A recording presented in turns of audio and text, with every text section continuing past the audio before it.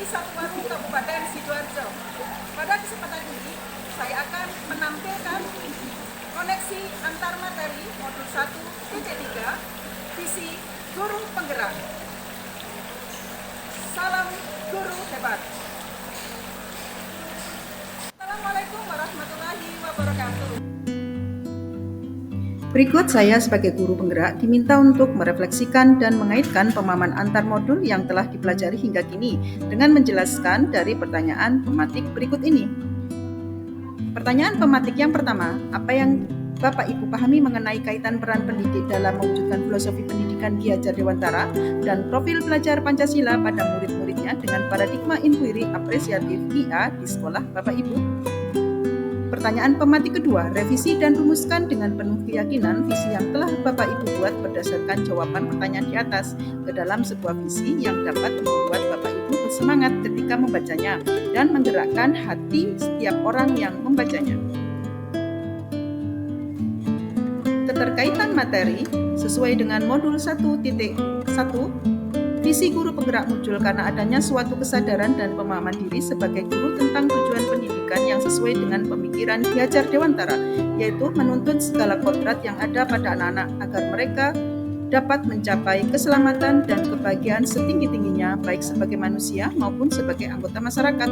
Tuntunan karakter yang saya berikan pada anak harus sesuai dengan profil pelajar Pancasila.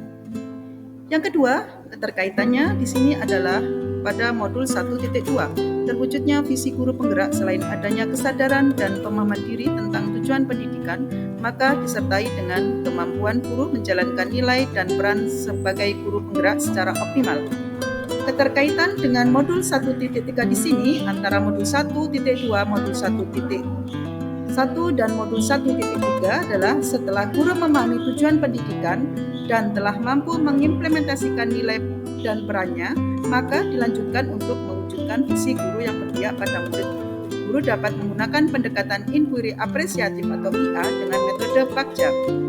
Pendekatan inquiry apresiatif Bagja adalah pendekatan kolaborasi dan memanfaatkan kekuatan yang ada di sekolah dengan urutan metode Bagja sebagai berikut.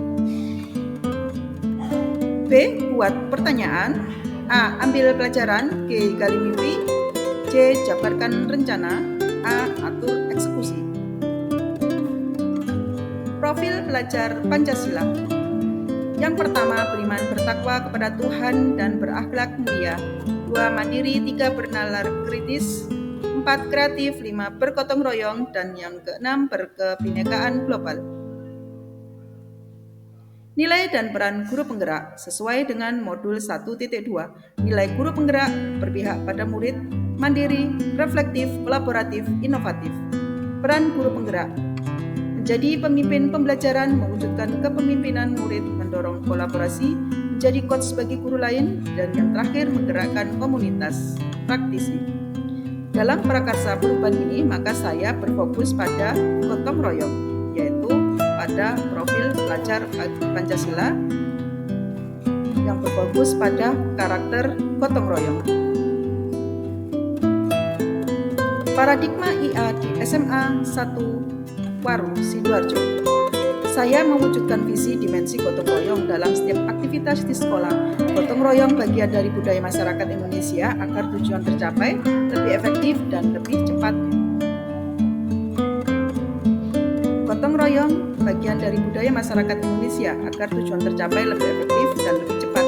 Dalam pembelajaran gotong royong telah saya terapkan di kelas. Namun, saya juga mengembangkan karakter gotong royong pada setiap aktivitas di sekolah. Berikut contoh yang sudah saya terapkan gotong royong. Gotong royong selain ada di kelas, juga ada di setiap aktivitas mereka di sekolah.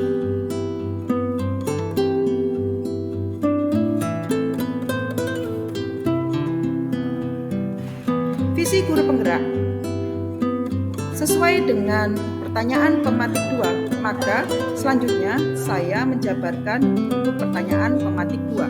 Visi guru penggerak terwujudnya siswa yang berilmu, berteknologi, dan berkarakter profil pelajar Pancasila. Prakarsa perubahan mengembangkan karakter jiwa bergotong royong dalam beraktivitas di sekolah.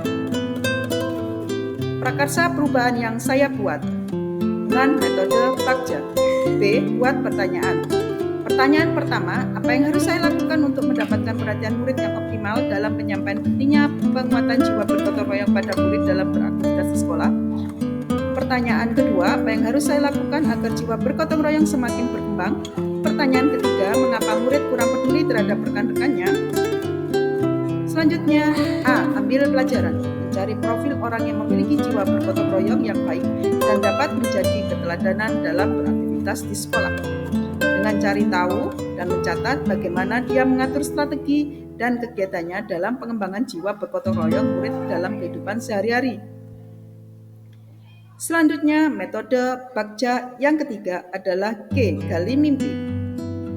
Di sini saya merumuskan pada gali mimpi. 1. Membuat deskripsi diri saat mencapai pengembangan jiwa bergotong royong pada murid sekolah tercapai secara optimal. Yang kedua, mencatat aktivitas murid yang dapat dilakukan selanjutnya dalam proses pengembangan diri berjiwa gotong royong.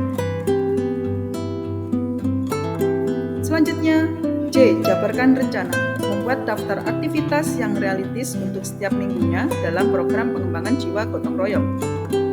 2. Membuat catatan besar target aktivitas yang akan dicapai per minggu dan menyimpannya di buku catatan digital.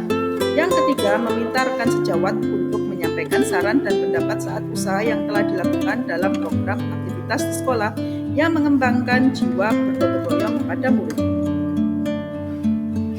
Yang terakhir di sini adalah A. Atur eksekusi. Atur eksekusi yang sudah saya rumuskan di sini adalah melakukan kolaborasi dengan kepala sekolah atau rekan sejawat tentang solusi dari kesulitan yang saya hadapi pada siswa, melakukan evaluasi yang terdapat hasil yang diperoleh setelah proses pengembangan karakter jiwa bergotong royong pada murid di sekolah.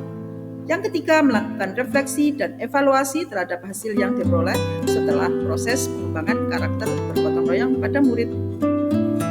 Demikian yang bisa saya jabarkan tentang koneksi antar materi modul 1.3. Semoga bermanfaat. Wassalamualaikum warahmatullahi wabarakatuh.